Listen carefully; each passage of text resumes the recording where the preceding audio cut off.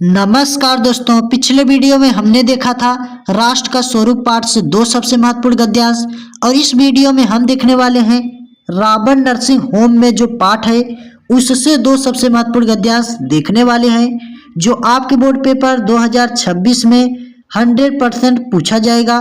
तो चलिए वीडियो को स्टार्ट करते हैं। तो देखिए कक्षा 12 हिंदी गद्य पाठ 2 राबर्ट नर्सिंग होम में लेखक जो है कन्हैयालाल मिश्र प्रभाकर जी। दो सबसे महत्वपूर्ण गद्यांश 2026 के लिए मोस्ट इंपॉर्टेंट। तो देखिए सबसे पहला गद्यांश आपका कुछ इस प्रकार से दिया रहेगा। सबसे पहले आपको क्या करना है, गद्यांश पढ़ लेना है ताकि आपको पता चले कि यह गद्यांश किस पाठ से दिया गया है। तो हम पढ़ेंगे सबसे पहले गद्यांश। तो देखिए, मैंने बहुतों को रूप से पाते देखा था, बहुतों को धन से और गुणों से भी बहुतों को पाते देखा था, पर मानवता के आंगन में समर्पण और प्राप्ति का यह अद्भुत सौम्य स्वरूप आज अपनी ही आंखों से देखा कि कोई अपनी पीड़ा से किसी को पाए और किसी का उत्सर्ग सदा किसी के पीड़ा के लिए सुरक्षित रहे। तो इस प्रकार से आपको गद्यांश पढ़ लेना है। अब इस गद्यांश पर आधारित 5 प्रश्न दिए रहेंगे आपका, और एक प्रश्न आपका 2 अंक का होगा। 5 प्रश्न दिए रहेंगे, कुल मिला के 10 अंक होंगे। तो चलिए देखते हैं सबसे पहला प्रश्न। तो देखिए सबसे पहला प्रश्न आपके समक्ष है, पूछा गया है। पहला प्रश्न, उपर्युक्त गद्यांश के पाठ और लेखक का नाम लिखिए। यानी ऊपर जो आपको यह गद्यांश दिया गया है यह किस पाठ से गद्यांश दिया गया है, उस पाठ का आपको क्या करना है, नाम लिखना है, और इस पाठ के लेखक का आपको नाम लिखना है।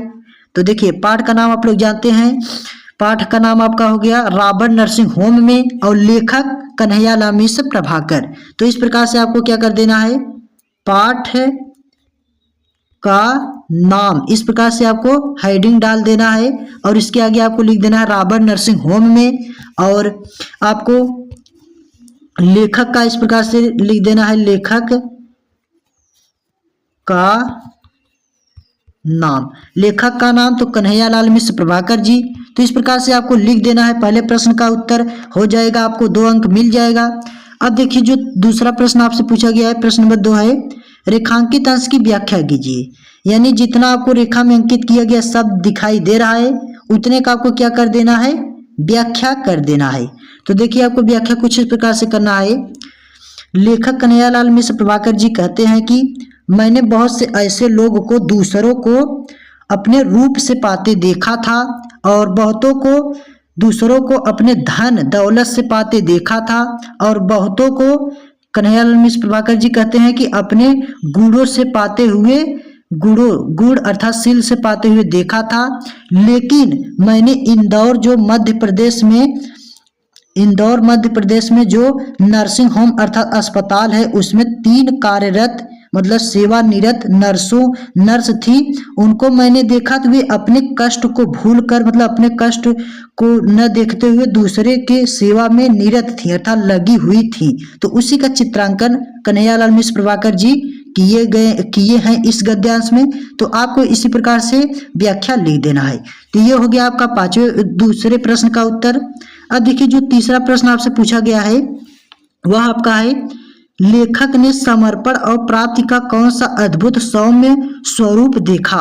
तो आपको लिख देना है, लेखक ने देखा कि जो नर्स थी मतलब जो नर्सिंग होम में कार्यरत नर्स थी वे अपनी पीड़ा को भूलकर मतलब अपने कष्ट को भूलकर दूसरों के दुखों को दूर करने में लगी हुई थी और उसी में उनको खुशी प्राप्त हो रही थी, मतलब उसी में उनको खुशी मिल रही थी। और ये भी देखा लेखक ने कि सेवा करने वाली उन नर्सों का पूरा जीवन ही दूसरों के दुख कष्ट को दूर करने के लिए बना हुआ है। तो इसी प्रकार से आपको क्या कर देना है, मतलब तीसरे प्रश्न का उत्तर दे देना है। अब देखिए आपका जो चौथा प्रश्न पूछा गया है, चौथा प्रश्न है, प्रायः गुणी व्यक्ति का लोगों पर क्या प्रभाव पड़ता है। यानी जो गुणवान लोग होते हैं, शीलवान गुण होते हैं, जिनके अंदर भीतर गुण होता है, वे उनका दूसरे लोगों पर क्या प्रभाव पड़ता है। तो देखिए आपको उत्तर में लिख देना है इस प्रकार से। देखिए आपको लिखना है कि जो गुणवान मतलब जो गुणवान व्यक्ति होते हैं उनका जो गुणवान व्यक्ति होते हैं वे अपने अच्छे गुण के कारण समाज में सम्मान और स्थान प्राप्त करते हैं, यानी उनको उन्हीं गुण के कारण मतलब समाज में उन्हें सम्मान मिलता है और स्थान प्राप्त होता है। जो लोग होते हैं उनके गुणों से प्रभावित होकर ऐसे व्यक्ति मतलब वो ऐसे ही व्यक्ति की ओर आकर्षित होते हैं। इसी प्रकार से आपको क्या कर देना है, मतलब चौथे प्रश्न का उत्तर दे देना है। अब देखिए आपसे जो पांचवा प्रश्न पूछा गया है, पांचवा प्रश्न है प्रस्तुत गद्यांश के माध्यम से लेखक ने किसकी झांकी प्रस्तुत की है। तो प्रस्तुत गद्यांश के माध्यम से लेखक कन्हैयालाल मिश्र प्रभाकर जी हैं, लेखक कन्हैयालाल मिश्र प्रभाकर जी हैं, उन्होंने निस्वार्थ सेवा और सच्ची मानवता की झांकी प्रस्तुत की है। तो आपको इस प्रकार से लिख देना है, आपको लिख देना है कि जो कन्हैयालाल मिश्र प्रभाकर जी हैं वे निस्वार्थ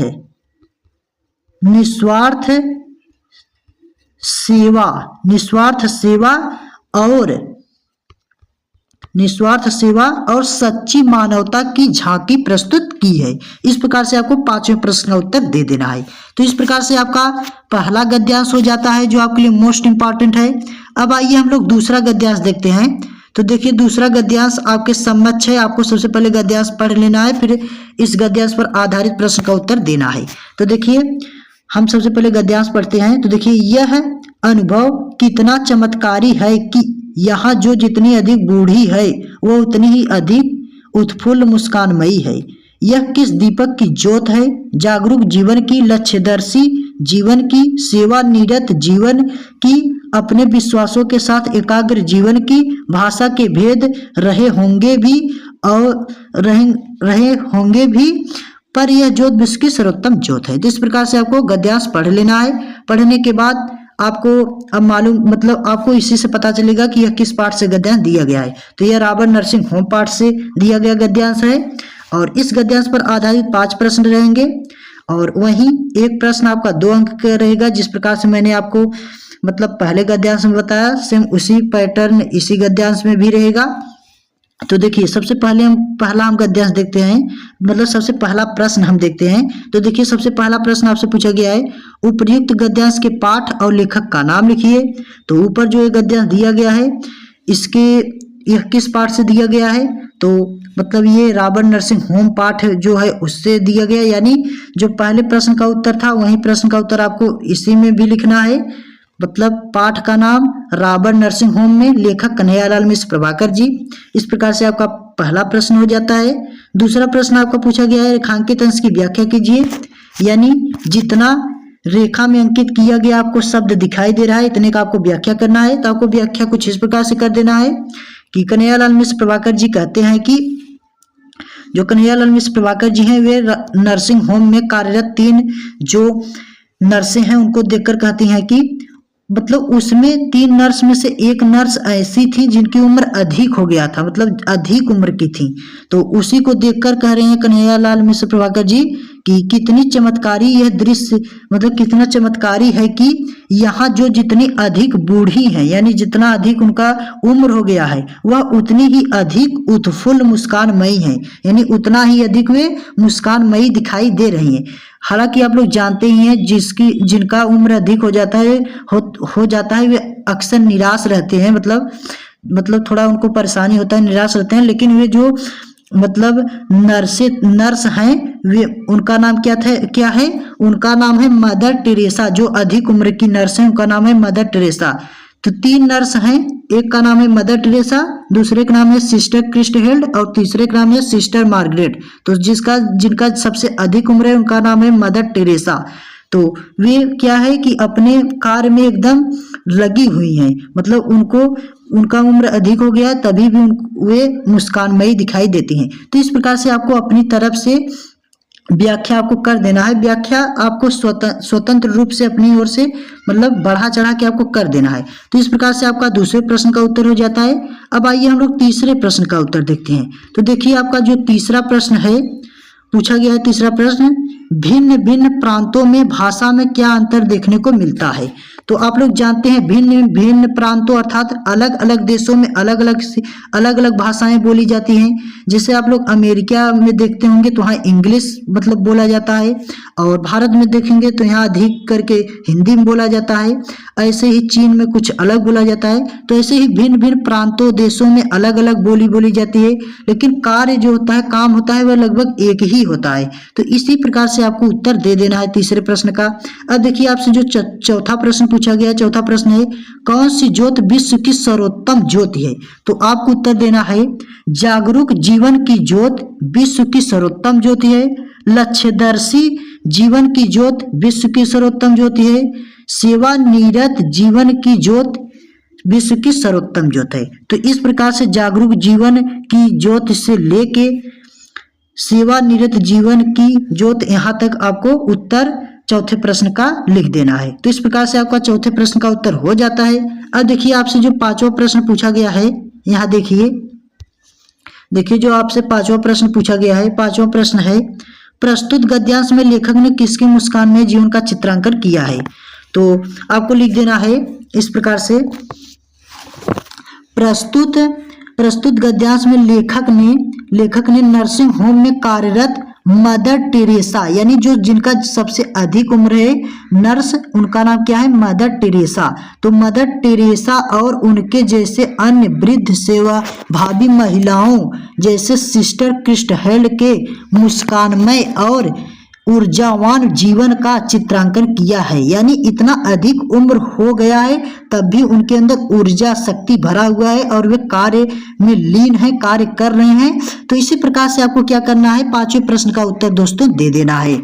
तो अगर दोस्तों आप इस प्रकार से उत्तर देते हैं, इस प्रकार से अगर आप लिखते हैं तो आपको एग्जामिनर जो है आपको 10 में 10 अंक पूरा देंगे, आपके एक भी अंक नहीं काटेंगे। तो दोस्तों अगर आपको यह वीडियो अच्छी लगी हो तो प्लीज़ एक लाइक कर देना, चैनल को सब्सक्राइब कर लेना, एक लाइक कर देना और चैनल को सब्सक्राइब कर लेना और अपने दोस्तों तक शेयर कर देना। तो मिलता हूं ऐसे ही आप सबके लिए मोस्ट इम्पॉर्टेंट टॉपिक लेके, तब तक के लिए जय हिंद, वंदे मातरम। मिलता हूं नेक्स्ट वीडियो लेके।